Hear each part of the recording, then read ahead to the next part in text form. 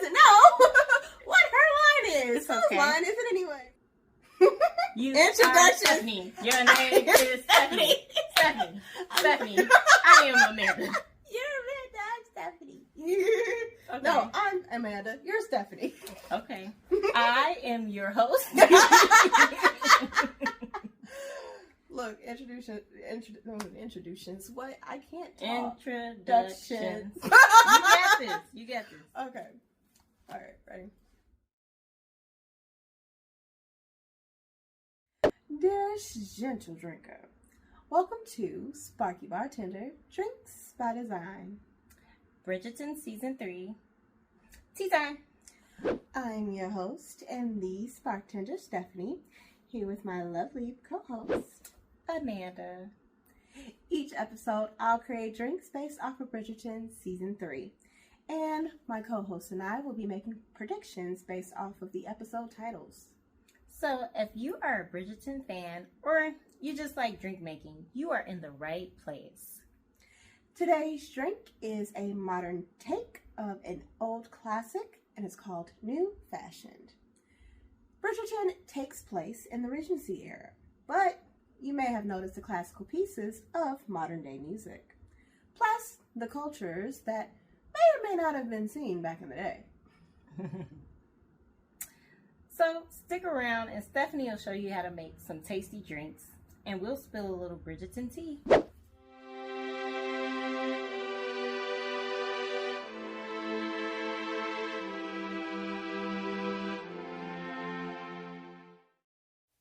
So let's begin. First, start by adding the mangoes and the cherries to the bottom of the glass. After this, we're going to muddle the fruit. Add a sphere ice cube, 2 ounces of whiskey or bourbon,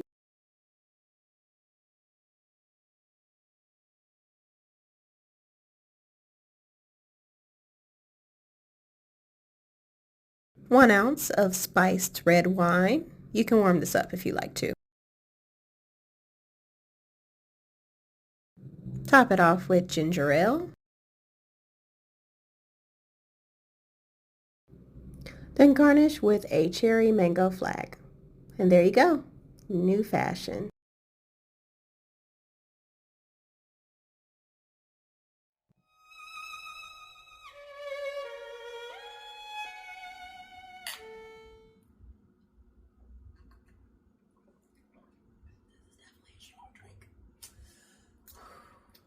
I mean, that's how old-fashioned should taste. She's a dark drinker. I'm not. And the winter red wine, it like is a good replacement for oranges, especially since I can't have oranges. So, and of course, the muddled mangoes and cherries add for the sugar cubes. Yeah, and once you get down to the bottom, you're not gonna be like, oh, this is a strong drink. So, if you're new to Bridgerton, catching up with season 2, or just not binge watching like us, then I would pause the episode to avoid any spoilers of the past 4 episodes, which you can catch on the channel before you watch this, as well as the Netflix series. So let's get into predictions for TikTok, as well as touching on some things that happened last week. Yeah. Last week's episode had me and Stephanie's jaw on the ground after that very intense carriage scene. How does thing work? Because you gotta open. Hold on, let's cool you off some. Yeah. We have Just the remembering technical difficulties. We have the technical. There you go. There we go. Okay. It was hot, and then this isn't helping. It's really not. Even with the ice, you get you a good old fashioned. It's gonna make you warm. But yeah, so the intense carriage scene, and then going a little further back in last week's episode, Cressida helped Lord Dublin put 2 and 2 together regarding why Penelope was looking out that window. Who's that window? So he basically found out that she was pining, lusting, whatever you want to call it, after Colin Bridgerton, and that didn't sit well with Lord Dublin. So Penelope went from a very fast engagement to not being engaged to, by the end of the night, a very spontaneous proposal from Colin Bridgerton. It seems like everything this season is going at such a fast pace for Penelope. And it may not be slowing down, hence the name of this episode, TikTok. We saw in part 2's trailer that Eloise was giving her a timeline.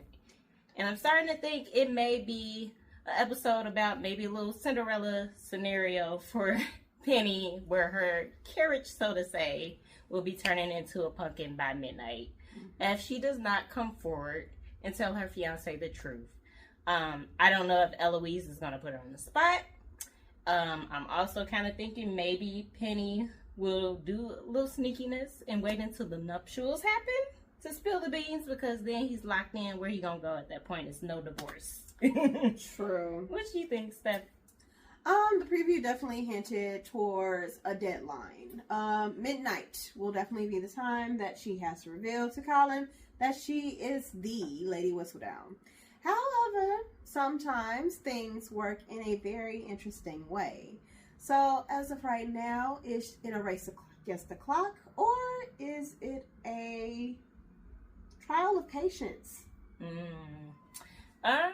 Well, it seems like Penelope may not be the only one that doesn't have time on their side. I'm starting to think, can Cressida get the attention of Lord Devlin again, or any eligible bachelor within the time? Because the spinster time is going up, and her and Eloise's friendship is not helping, which her father did not approve of. So we'll see how that plays out for her. And then that's expiring. And then also, it might. And then also Colin. He's been doing some shady stuff in the dark on his travels. Like, he has a reputation. I don't know how aware Penelope is to that, but if she is, I don't think she would blackmail her fiance. But if she reveals the truth of being Lady Whistledown, or somebody else does, at least, she'd be kind of wise to remind him, hey, you also have secrets that if they came out, it wouldn't reflect nicely on the Bridgertons or the Feathertons. And then the situation with him being engaged, the cousin that was pregnant. Like, come on now. That's a scandal in itself. Yes. I thought about that this past week. Yes. I was just like, wait, so not only did he get engaged to Mariana, or Marian, whatever her name was. I think it's Mariana. Yeah.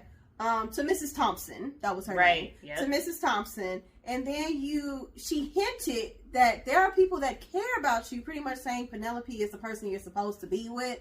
But he, He ain't doing the little cat face. Colin is not that bright. That's why he needs Penelope. He can write a romance novel for the ages, but the man is not that bright. It takes him a very long time to catch up. I literally saw somebody make a video on TikTok, and she was like, when she was going off, and she's just like, I will already be, like, I could die, and it'll kill me. And he's like, but you already be dead. Like, that's not the point, boy. You're missing it. But, yeah. He's just a little, yeah. And I'm also wondering, is this finally time for Violet to find love again?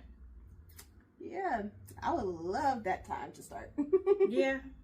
So, let's get into watching the episode, and we'll find out. We both thought it was obvious that Penny and Colin liked each other. Eloise, where you been all this time? Looks like the Bridgertons are getting a new relative. But why is Anthony screaming in happiness like Tom Cruise? I don't understand. He's 5 seconds from jumping in the carriage. Eloise thought the friendship was to get closer to Colin?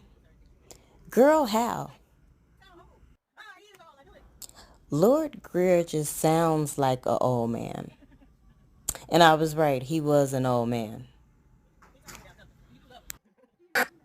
She really questioned if Colin really loved her daughter. That's crazy.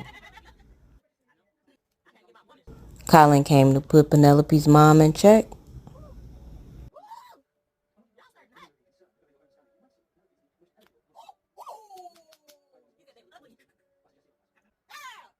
But why he come at them like that? I mean, he was right, but still.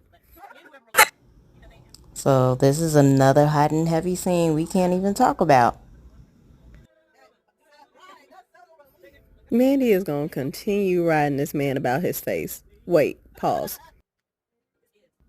It's giving, pay me like one of your French girls. Or, as Mandy says, amethyst. Take a shot every single time Amanda gives advice to Penelope on screen.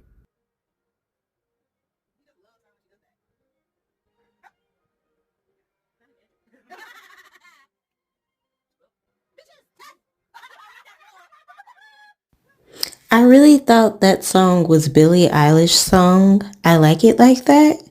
But Stephanie said it was something else. What was the song, Steph? Point of View by Ariana Grande. Which was actually good for the scene.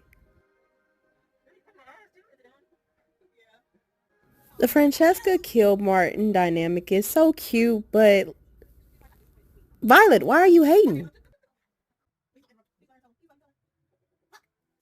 So the TV just all of a sudden stopped on us. Insert Sims Pumbo over me and Stephanie's head.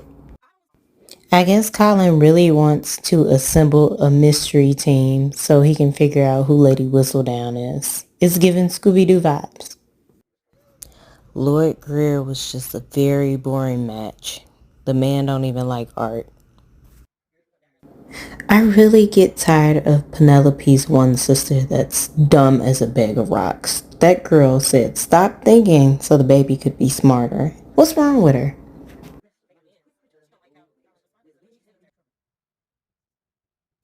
It also doesn't sit right that Portia is all of a sudden defending Penelope. It seems really suspicious. Yeah, I've had it with the fly. I'm trying to get rid of it. Why did it get in here?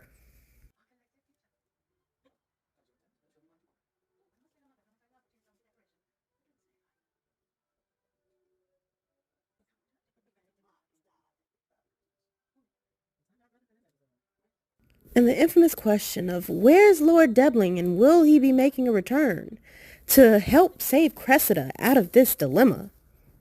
Unless ...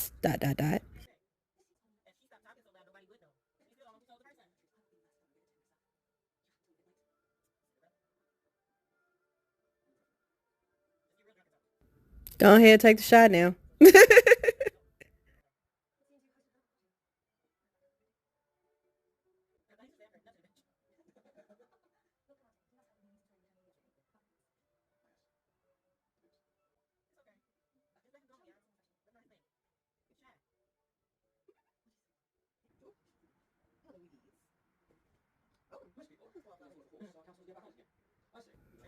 Take another shot.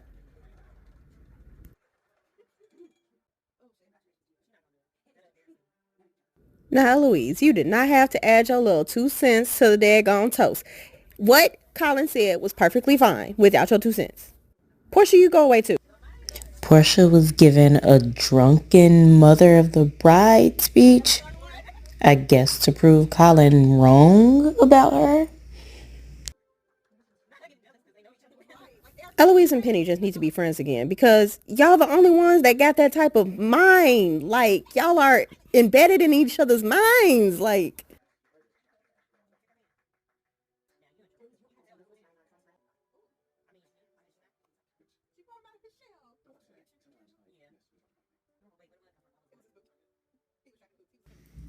Yeah, I get Lord Killmonger guy. His name is John. I know his name is John. I'm gonna call him John. I get him being shy, but that boot story was boring. now, Amanda, the point of the story wasn't the boots. It was the how he couldn't miss a chance at getting at Francesca.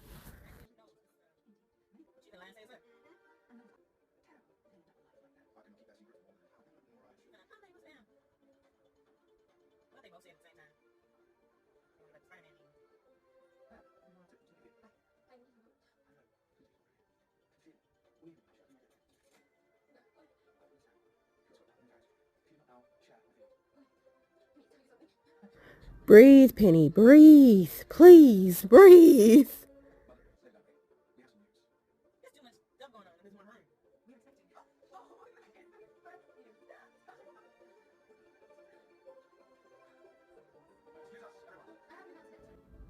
Cressida proves just once again she knows how to steal the room and be the center of attention. Not all heroes wear capes, but some wear puff sleeves. Well played, Cressida. Well played. And then Penny fainted. She needs some milk. Now that we had our drinks and tea has been spilled, we'd like to know what you think of the episode as well as how the drinks are. Please like, share, and subscribe. Please drink water and please drink responsibly. We'll see you next Sunday, same Bridgerton time, on the same drink making channel. Bye. Bye.